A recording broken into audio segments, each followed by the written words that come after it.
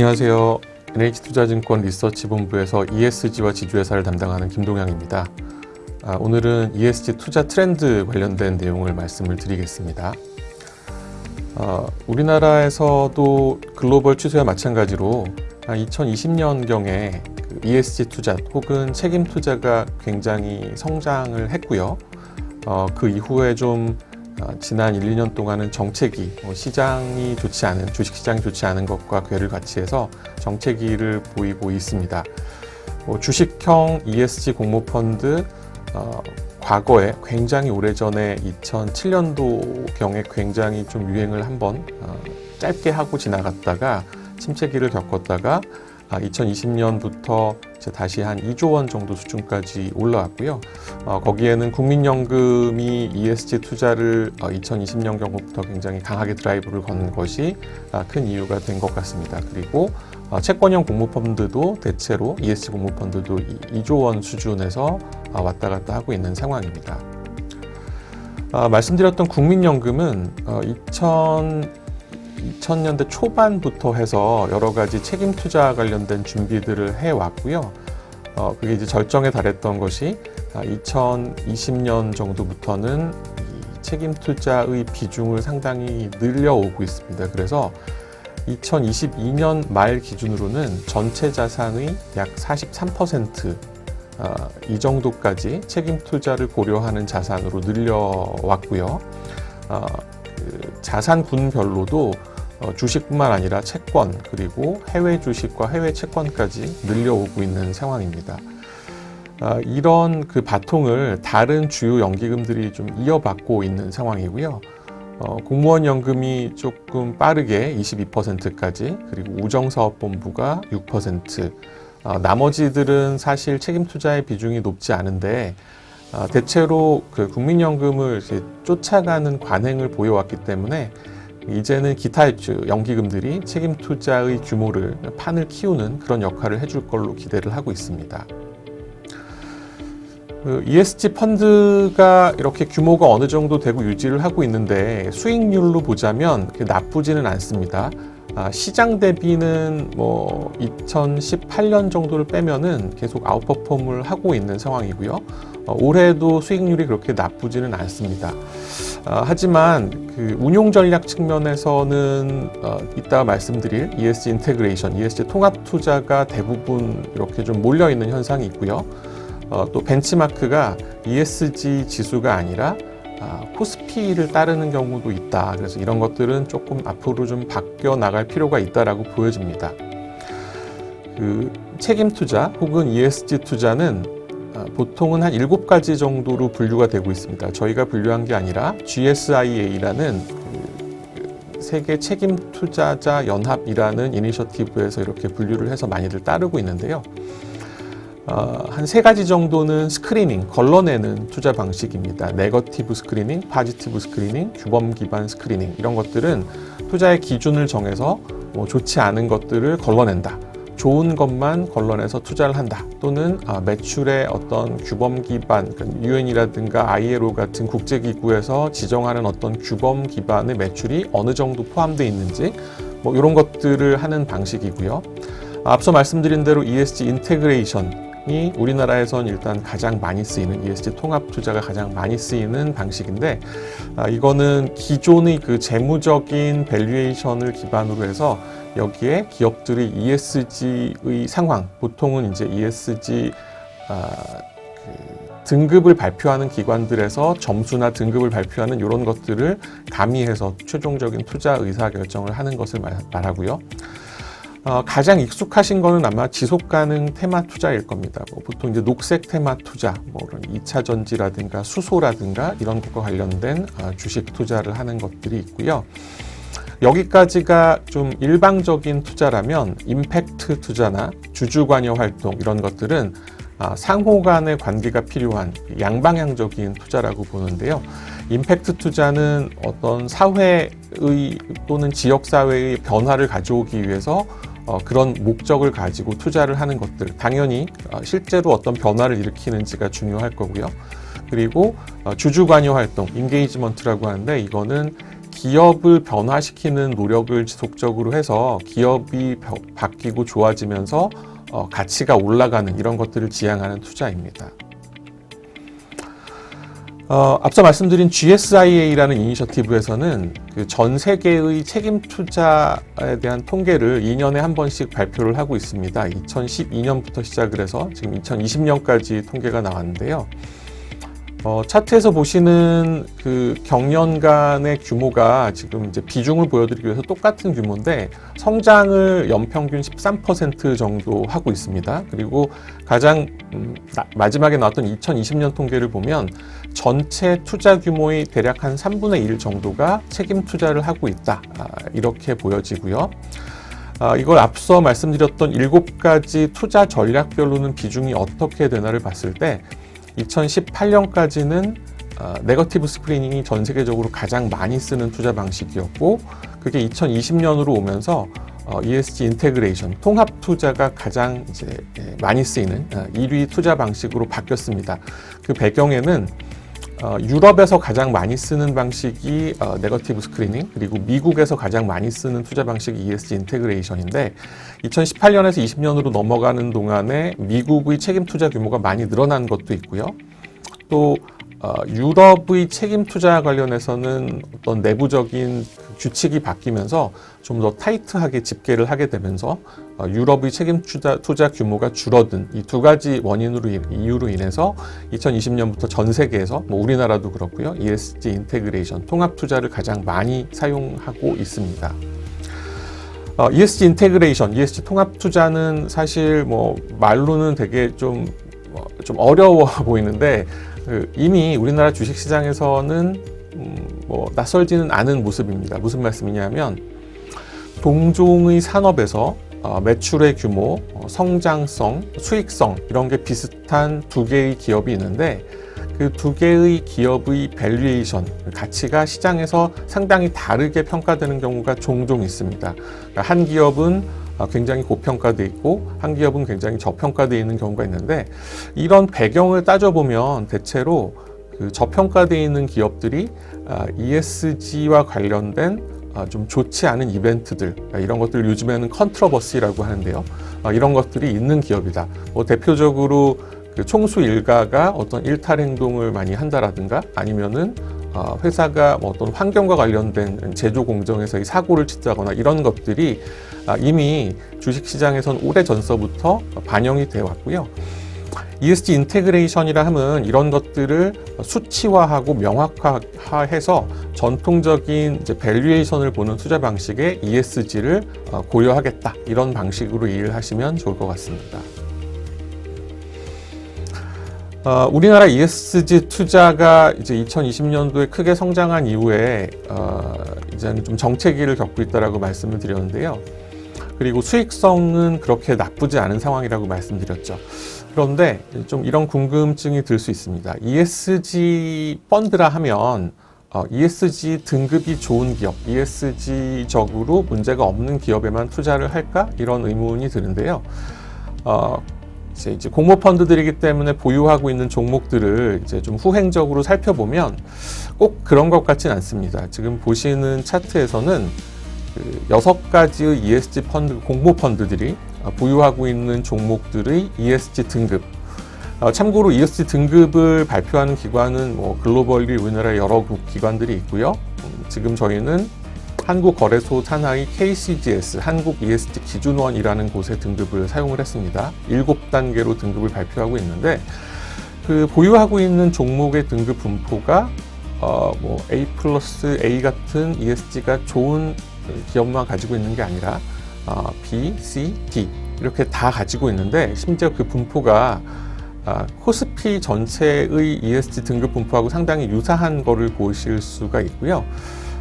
결국은 ESG 펀드라고 이름을 붙였고 ESG 인테그레이션을 투자 방식으로 사용한다고 얘기는 하고 있지만 실제로는 벤치마크가 코스피이기 때문에 결국은 코스피에 있는 종목들의 등급을 그대로 쓰고 있는 게 아닌가, 뭐 이런 문제가 좀 있어 보이는 상황입니다. 그리고 또 한 가지는 ESG 인덱스의 이슈인데요. 두 가지 차트를 보여드리고 있는데 왼쪽은 이제 글로벌 금융 서비스 기관인 MSCI, 인덱스를 굉장히 많이 만들고 있는 금융 서비스 기관이죠. MSCI의 ESG 인덱스이고, 오른쪽은 우리나라의 ESG 인덱스들입니다. 그러니까 왼쪽에서는 구간을 사실 어떻게 자르든 간에 그 ESG 인덱스가 기초 인덱스를 조금이라도 이제 아웃퍼폼하는, 더 수익률이 높게 나오는 모습을 보여주고 있습니다. 이 얘기는 ESG 인덱스 선정을 잘했고, 그래서 ESG 인덱스에 있는 종목들을 가지고 있으면 시장보다는 높은 수익률을 얻을 수 있다, 이런 걸 의미하는데요. 반면에 우리나라는 거래소에서 만든 ESG 지수라든가 민간 기업에서 만든 ESG 지수도 있지만 좀 들쭉날쭉한 모습을 보이고 있습니다. 이게 이제 근본적인 이슈가 삼성전자라는 거대한 한 개의 기업이 전체 시가총액에서 20% 이상을 차지하는 압도적인 위치를 차지하고 있기 때문에 삼성전자가 시장 대비 수익률이 좋았느냐 안 좋았느냐, 이게 ESG 인덱스는 시장만큼 들고 있지 않으니까요. 그런 차이를 보여주는 이 상황이 나타나고 있는 것 같습니다. 그리고 또 한 가지는 ESG 펀드의 운용 전략이 ESG 인테그레이션으로 좀 쏠림 현상이 있는데요. 이런 것들에 대해서도 네거티브 스크린이라든가 인게이지먼트라든가 이런 좀 다양한 투자 방식으로 바뀔 필요가 있어 보이고요.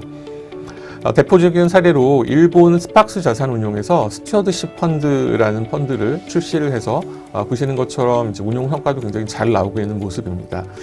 이 펀드는 인게이지먼트, 그러니까 주주관여 활동을 ESG 펀드 투자 전략으로 하겠다라는 걸 대외적으로 이제 발표를 하고 시작을 했는데요.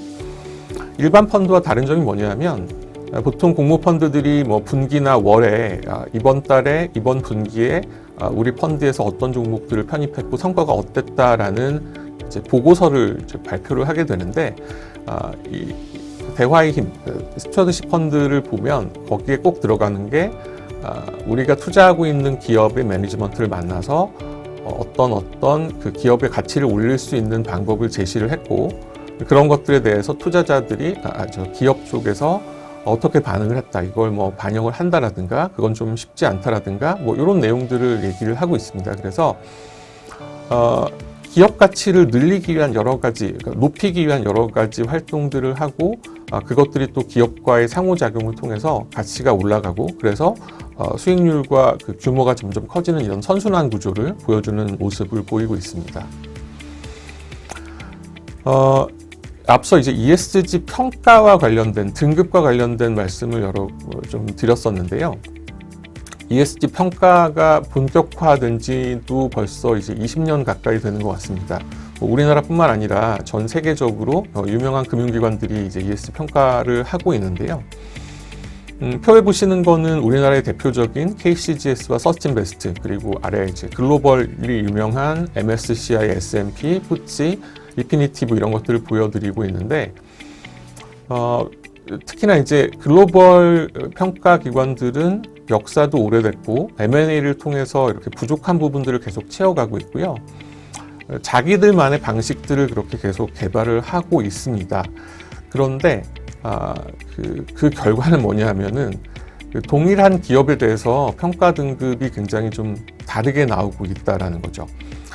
보시는 거는 우리나라의 대표적인 기업들에 대한 6개 투자기관의 평가 결과인데, 사실 그 평가 결과도 다 제각각입니다. 이게 무슨 말씀이냐면, 이렇게 등급으로 나온 평가를 하는 데도 있고, 점수로 평가를 하는 데도 있고, 그리고 등급이 6등급으로 평가를 하는 기관도 있고 7개 등급으로 평가를 하는 기관도 있습니다. 점수도 마찬가지로 높아야지 좋다라고 이제 그런 결과를 보여주는 기관도 있고, 반대로 점수가 낮아야지 좋다라고 하는 기관도 있어서, 이거는 이제 가장 유명한 MSCI 기준으로 환산을 저희가 임의로 해서 보여드리고 있는 건데요. 보시는 것처럼 동일한 기업에 대한 평가 결과가 굉장히 다릅니다. 특히나 네이버 같은 저희가 지금 점선으로 쳐 있는 그 부분은 우리나라 기관이 아닙니다. MSCI하고 S&P가 사실상 가장 유명한 기관인데, 평가 결과가 극과 극으로 갈리는, 최고 등급과 최저 등급으로 갈리는 이런 모습도 보여주고 있습니다. 그러니까 왜 그렇게 그 평가 결과가 제각각이냐? 기본적으로 기초 데이터가 좀 부족하다. 아직까지는 ESG 의무 공시가 다 되고 있지 않기 때문에 그런 거에 따른 그 데이터의 부족, 이게 가장 큰 문제인 것 같고요. 그리고 말씀드린 대로 평가기관들이 그 평가 방법론을 자체적으로 이제 개발을 하고 있는데, 이것들이 그 자기들만의 그 방식으로 하다 보니 평가 지표도 차이가 있고, 뭐 산업 분류 방식이라든가 보전 방식이라든가 이런 차이들이 결과적으로 등급의 차이로 나왔고요.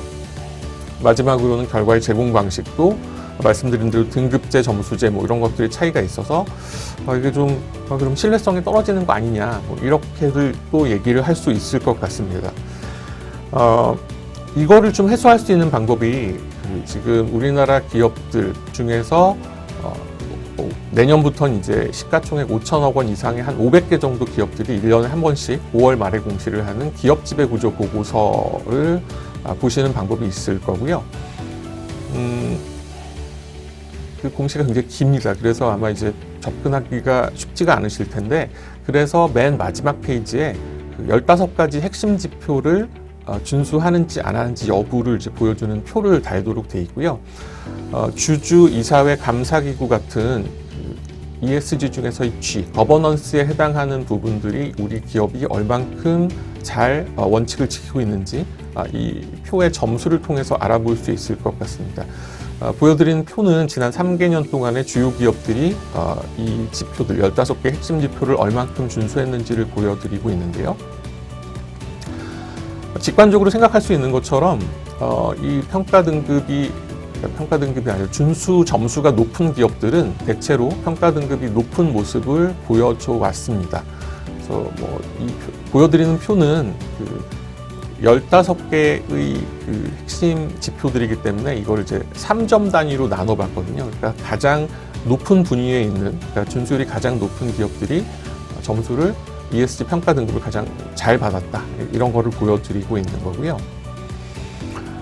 다만 이게 그 기업들이 과거에는 관심이 없다가 책임 투자가 확산이 되면서 ESG에 대한 관심들이 많이 늘어났죠. 특히나 이제 결과적으로 우리 기업은 ESG 등급이 뭔가에 대한 그 경영진들의 관심이 늘어났습니다. 그래서 실제로 ESG와 관련된 것들을 많이 개선을 시키기도 하지만, 또 이제 의무 공시가 되면서 신경을 못 썼던 부분들도 점점 신경을 쓰게 되고, 그리고 다른 기업들과 비교를 하면서 우리 기업의 ESG 등급을 높이겠다라는 그런 강한 의지를 보여주고 있고, 그래서 보시는 것처럼 핵심 지표의 준수율도 계속 올라가고 있고, 이에 준해서 실제로 ESG 평가 등급도 평균적으로 올라가고 있다.